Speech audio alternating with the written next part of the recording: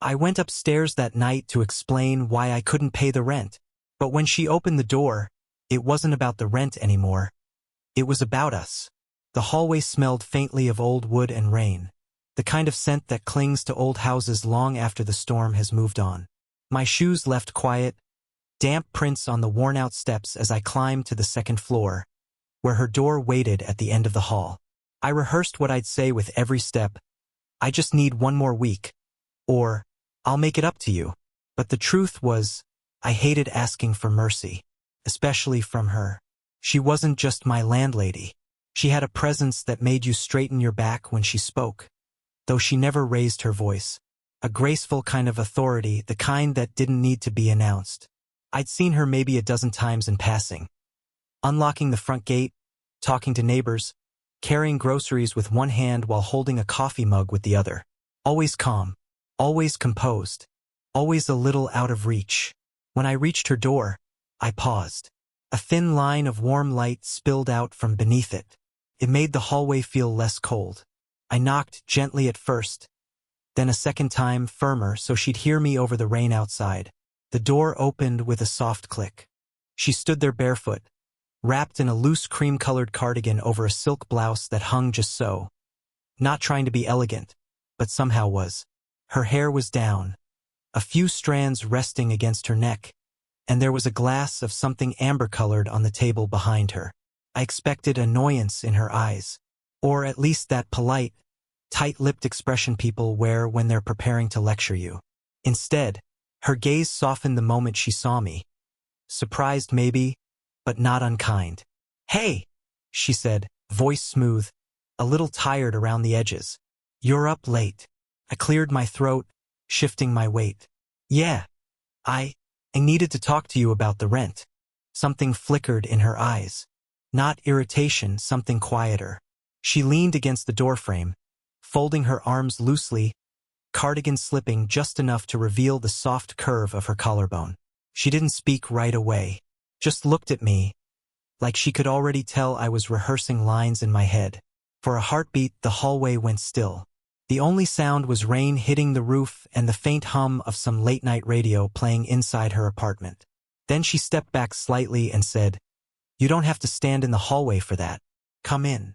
The words caught me off guard. I had expected a cold transaction. Instead, it felt like an invitation. I crossed the threshold slowly, feeling the warmth of her living room against my damp skin. The soft lighting wrapped everything in gold. The shelves, the walls, even her. She closed the door behind me, the lock clicking gently into place. That was the first moment I realized tonight wasn't going to go the way I'd planned.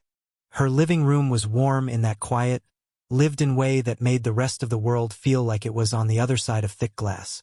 A low lamp glowed in the corner, casting soft golden light over a stack of half-read books, a folded throw blanket, and a nearly empty wine glass resting on a wooden table.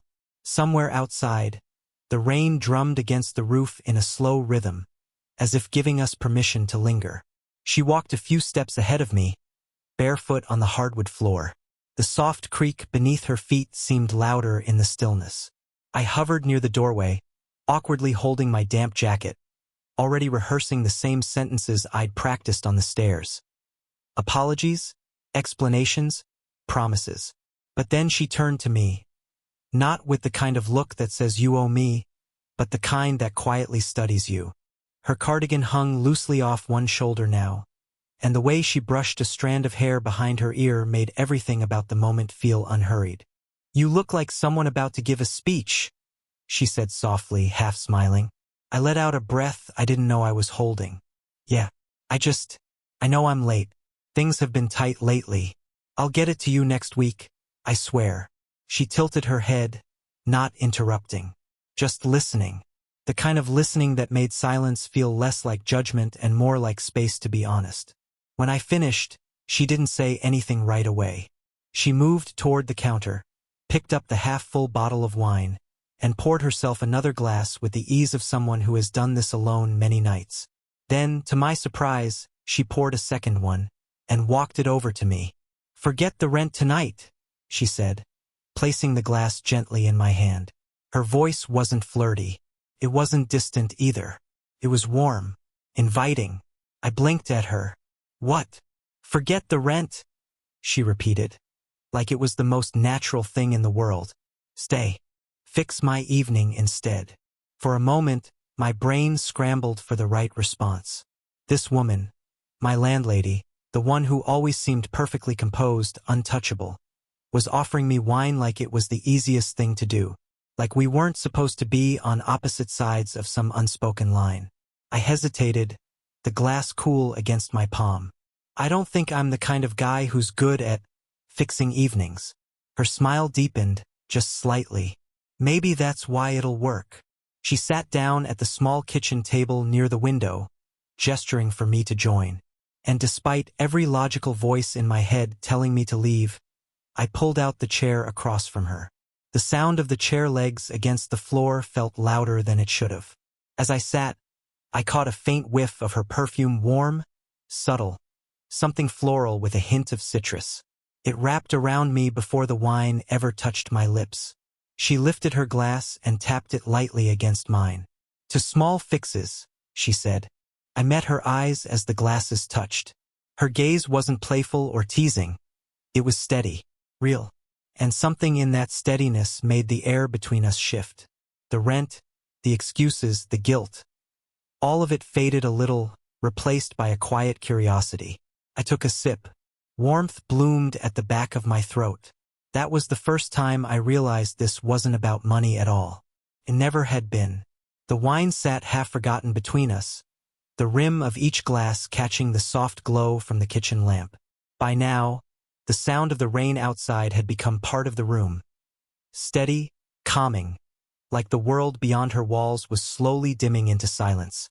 What started as awkward small talk had turned into something else. Something slower, softer. She rested her chin on her hand, elbows propped lightly on the table, eyes fixed on me with a kind of attention I wasn't used to. It wasn't intense or intimidating. It was gentle, the way someone looks when they're really listening. It made my words, no matter how clumsy, feel like they mattered. So, she said, voice quiet but carrying easily through the stillness.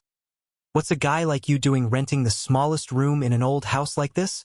I laughed under my breath. You mean, why I can't afford anywhere else? Her mouth curved, not in judgment, but amusement. No, I mean, why here? You could have picked anywhere. I thought about that for a second. About the broken neon signs downtown, the crowded apartments, the endless noise. Then about this place, the narrow staircase, the garden out back, the way her light was always on when I came home late. Because it feels different here, I admitted. Calm, like the world isn't trying so hard. She tilted her head slightly, and the small movement made a strand of hair slide down the side of her face. She didn't fix it. I found myself wanting to reach across and do it for her, but my hand stayed on the table, fingers curling slightly as if holding the impulse still. She nodded slowly. That's why I bought this house. I wanted somewhere quiet. Her voice softened further. It's funny. Quiet is supposed to make you feel safe, but sometimes it just makes you realize how alone you are.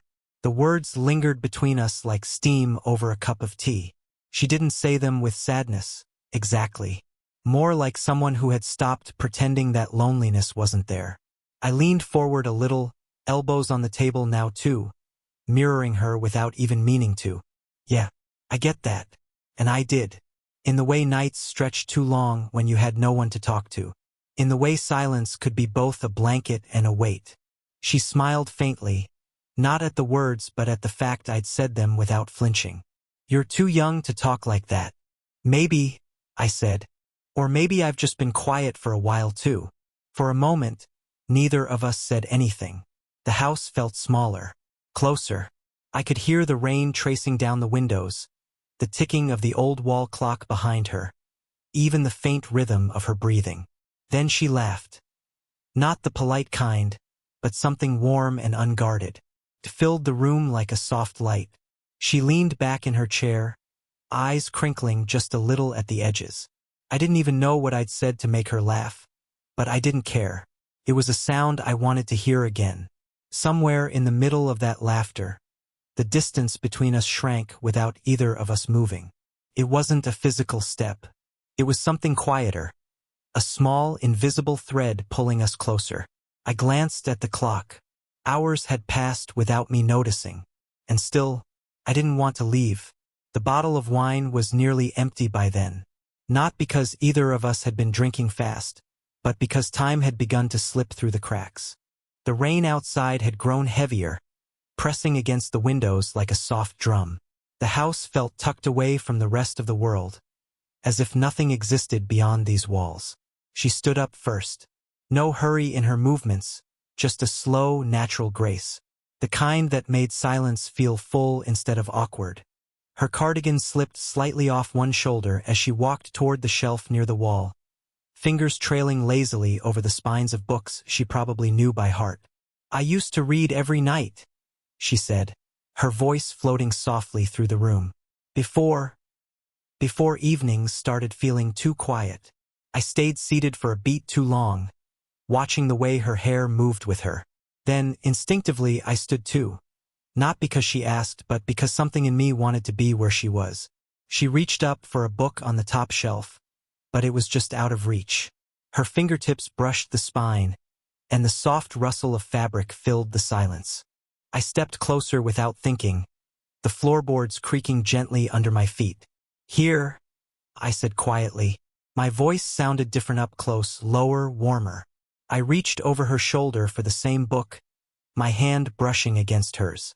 It was a small, fleeting touch, skin against skin, but it sent a quiet jolt through me. She didn't flinch. She didn't pull away. She just froze for a heartbeat, her breath catching so softly I almost wasn't sure I'd heard it. Then she turned her head slightly, and we were suddenly standing close enough to feel each other's warmth. For a moment, the air changed. Everything else, the rain, the clock, the world, blurred out.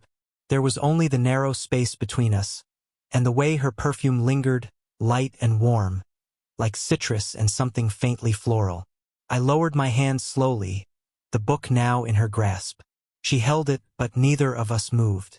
She let out a soft, almost invisible laugh. "Guess I'm not as tall as I like to think." I smiled back, but the sound of my heartbeat drowned out the clever reply I wanted to make. My pulse was loud in my ears, and I wondered if she could feel the shift too. The quiet, dangerous kind of closeness that doesn't need words. She stepped sideways, just barely, but the sleeve of her cardigan brushed against my arm as she did. Her fingers, resting loosely on the book, lingered a fraction too long near mine. It wasn't a mistake, and it wasn't entirely safe either. When she finally walked back toward the table, I stayed where I was for a second, trying to breathe the air she'd left behind. It was warm. It was charged. When I sat down again, nothing between us had been said aloud. But everything was louder now. Every glance, every movement, every pause. This was the moment before something happens. The quiet dance where no one steps forward, but no one steps back either. By the time the clock on the wall whispered past midnight, the house had grown hushed. The kind of hush that doesn't feel empty, it feels thick, heavy with everything unspoken. The rain had softened again, now more like a gentle tapping at the windows than the earlier downpour. A single lamp lit the living room, casting a golden pool across the couch where we sat, side by side. Neither of us said much for a while. She'd taken off her cardigan and draped it over the armrest, leaving her in a pale silk blouse that caught the light whenever she shifted. Her posture wasn't guarded anymore. She sat turned slightly toward me, legs tucked loosely under her, glass of wine resting forgotten on the table. She let out a quiet breath. Not a sigh exactly, something softer, like someone finally giving in to the quiet. "I used to fill nights like this with noise," she said finally, eyes tracing the edge of the window. "Dinner parties, music, people coming and going. It made me feel like life was still loud." She gave a small, self-conscious smile, but her voice stayed steady.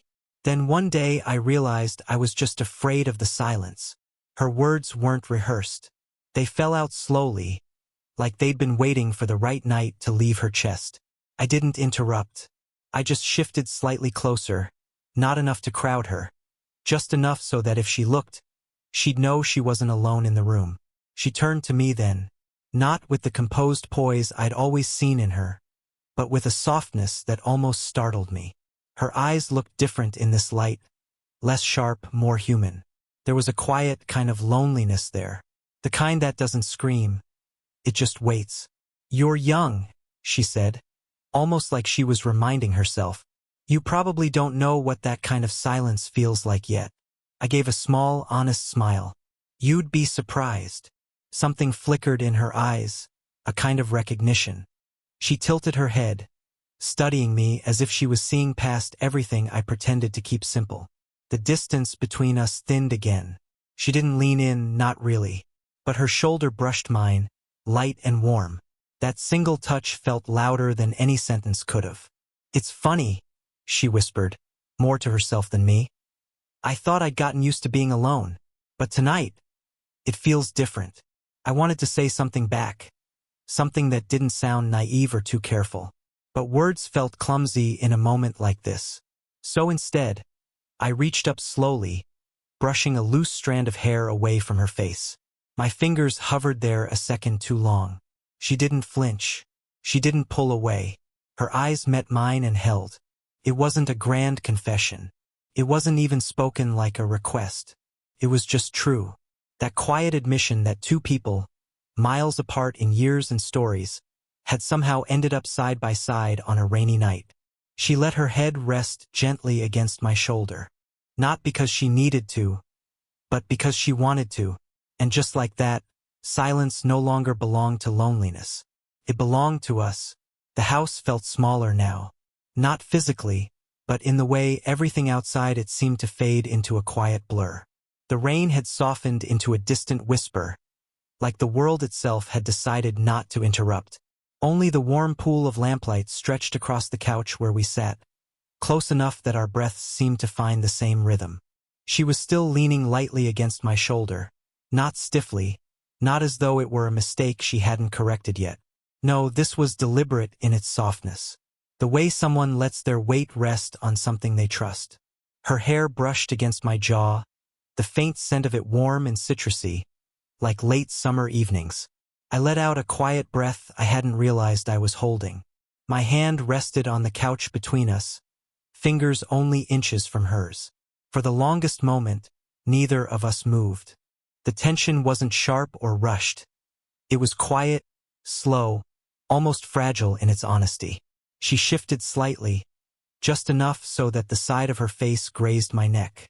The soft warmth of her skin against mine sent a quiet pulse through my chest. It wasn't a kiss. It wasn't even a gesture meant to be anything bold. But it landed right where all the unspoken things between us lived. "I can't remember the last time I let someone stay this long," she whispered. Her voice was low, almost a breath. I could feel it more than I heard it. She wasn't confessing to me exactly. She was confessing to the night. I turned my head slightly, careful, like the air between us could break if I wasn't. Her forehead brushed against my cheek, and for a moment we just stayed like that, skin to skin, breath to breath, not pushing forward, not pulling back, just existing in a kind of quiet that felt deeper than anything we could have said aloud. "You can tell me to go," I whispered back, my voice hoarse and lower than usual. Her fingers moved then, slowly, hesitantly. They brushed against mine on the cushion, the softest graze, but it was enough to make the entire room feel different. She shook her head against me. Tiny, silent gesture. "I don't want to." The words didn't rush. They slid between us like something fragile but certain. Her hand inched closer until her fingers found mine. Our hands didn't fully intertwine. Not yet, but the warmth of her touch was steady. Her thumb grazed the side of my palm, a slow, absent-minded motion that said more than any kiss could have. I turned my head a little more, close enough now to feel her breath against my skin. She didn't pull away. Instead, her forehead rested gently against my temple, an unspoken yes in its quietest form. For the first time all night, there were no explanations, no careful lines, just two people in a quiet living room, deciding to let the moment be. The storm outside had quieted completely. All I could hear was her breathing and the faint tick of the clock. I closed my fingers around her slowly, not asking, not demanding, just meeting her halfway. And in that small, silent gesture, the invisible line between landlady and tenant, between careful and honest, between shouldn't and want to, quietly disappeared. Morning didn't arrive with an alarm or a rush. It slipped gently into the room, like it had tiptoed through the night, so it wouldn't wake us too soon. The rain had finally stopped. In its place, a soft wash of pale gold light filtered through the thin curtains, spilling across the floorboards and brushing against the walls like warm fingertips. I sat on the edge of the couch, elbows resting loosely on my knees, watching the light stretch across her living room. The lamp we'd left on burned softly in the corner, a quiet witness to everything that had happened, or rather, everything that had not been spoken but understood. She was in the kitchen, her hair a little messy now, still wearing the silk blouse from the night before, the same soft cardigan draped loosely over her shoulders. Barefoot, at ease, she moved slowly, like someone who had remembered how it felt to breathe a little softer. The kettle clicked off, and the scent of fresh coffee unfurled into the room, warm and grounding. For a moment I just watched her, not in the way a tenant watches a landlady, not in the way a younger man watches an older woman he admires, but in the way someone watches a person they've grown quietly, unexpectedly close to. She turned, catching me looking. But instead of the guarded smile I might have expected, she gave me something quieter, something real, a smile that reached her eyes and held there. "Morning," she said, her voice soft with sleep and something else, something unspoken but settled. "Morning," I answered, and my voice came out steadier than I expected. She walked over to the table and set down 2 mugs. The sound of ceramic meeting wood was small but crisp, familiar, like it belonged in a routine neither of us had planned but somehow found. She sat down across from me, close but not too close. We didn't need closeness to prove anything. It was already in the air. For a while we just sipped coffee in silence. But it wasn't an awkward silence. It was a shared one. The kind you fall into when something has shifted between 2 people, and there's no rush to define it. The house didn't feel empty anymore, felt lived in. She traced the rim of her mug with 1 finger, then looked at me. Not searching, not uncertain, just looking. "I guess," she said lightly, almost teasing but with a touch of warmth. "You fixed my evening." I let out a quiet breath, something between a laugh and a sigh. "Guess I did." Neither of us said what came next, what this meant, what it might turn into, or whether it even needed to. But something in the way she tilted her head, something in the way my hand brushed lightly against hers as we both reached for the sugar, told me we were both okay with the not knowing. The clock ticked softly in the background. The morning sun climbed higher, painting golden lines on the floor. She leaned back, coffee in hand, a faint smile tugging at her lips. It wasn't the beginning of a fairy tale, and it wasn't a promise of forever. It was something quieter, something honest, and sometimes that's more than enough. If you felt the quiet pull of this story, don't forget to like, share, and subscribe for more slow burn love stories. Your support helps keep these quiet